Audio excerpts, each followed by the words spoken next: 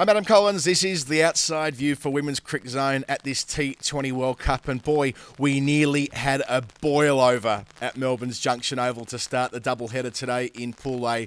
Bangladesh bowling out New Zealand for 91 before getting rock and rolled for 74. It was utter chaos.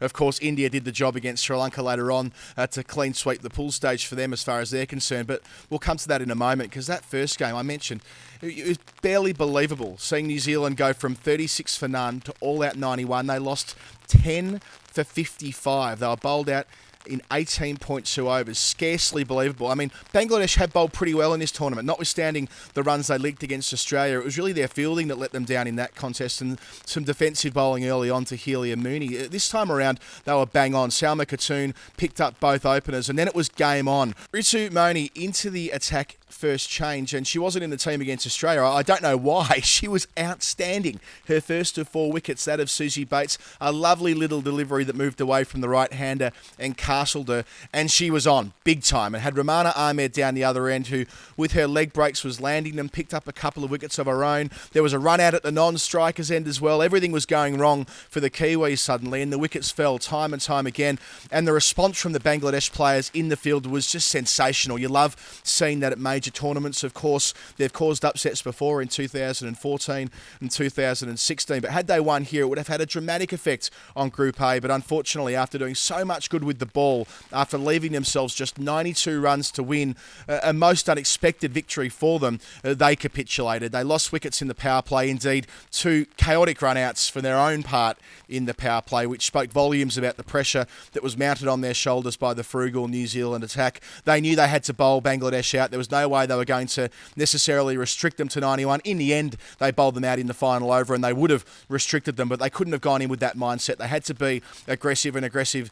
Hayley Jensen, who bowled so nicely in New Zealand's first win in this tournament, picked up 3 for 11. And Lee Kasparik, 3 for 23 with her spin at the top of the list. Like I say, she was frugal and effective, and there's a reason why she's been so excellent since she moved over from Scotland a few years ago. She could land the ball in a shoebox, and she's now right in the tournament as well. So New Zealand scraped through, but I tell you what, it's a game I think we'll talk about for a while. Who knows what that will do for their confidence? Of course, I mentioned before their final group game is against Australia on Monday at the Junction Oval. It's a quarterfinal. For a while there, Australian fans would have been watching thinking if Bangladesh win this, there's 2 routes home. Maybe they could theoretically news to New Zealand. We'll forget about all of that. Australia needs to win. New Zealand needs to win. The Trans-Tasman rivals, the Rose Bowl rivals, they know each other so well. It's beautifully set up on Monday. The second game was far more of a formality. Radha Yadav took 4 wickets for India, restricting Sri Lanka to 113 for 9. It was a crawl. Once again, Adapadu was the top scorer with 33. No meaningful support in the top order. Some late biffing got them up to 113, but even that was flattering, to be frank. So an easy chase for India. We've said throughout the tournament that the Shafali Verma is on fire, the 16-year-old, 47 runs again to make sure they were going to win comfortably. They got there in the 15th over, only losing 4 wickets along the way. It's worth noting that Harmanpreet Kaur is yet to really get busy in this tournament. Again, out cheaply, likewise Smriti Mandana.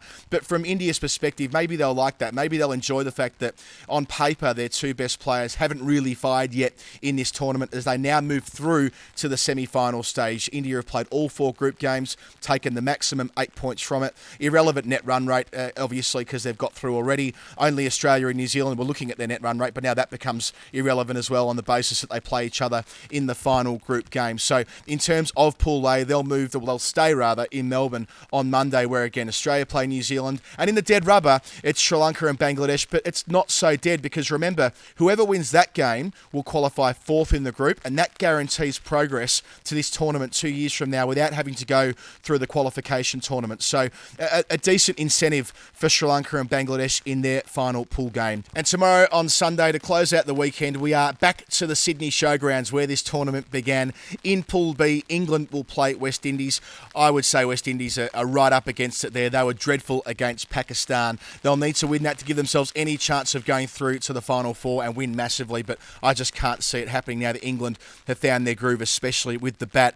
And then Pakistan play South Africa, and regrettably Pakistan will be without the services of their skipper. When Bismarck got out trying to lap Catherine Brunt yesterday, she actually broke her thumb. The ball came off her thumb and went up straight in the air. We thought it was off the shoulder of the bat, but indeed it was her hand, and regrettably that rules her out from further participation in this tournament. So a big blow for Pakistan, having of course yesterday lost to England but beaten West Indies earlier in the week. That's also a must-win encounter for them against the Proteas. Of course, we'll be here throughout for Women's Cricket Zone on the Outside View. I'm Adam Collins. Follow us on all the platforms, Instagram, Twitter, Facebook. We'll be there. Can't wait for tomorrow.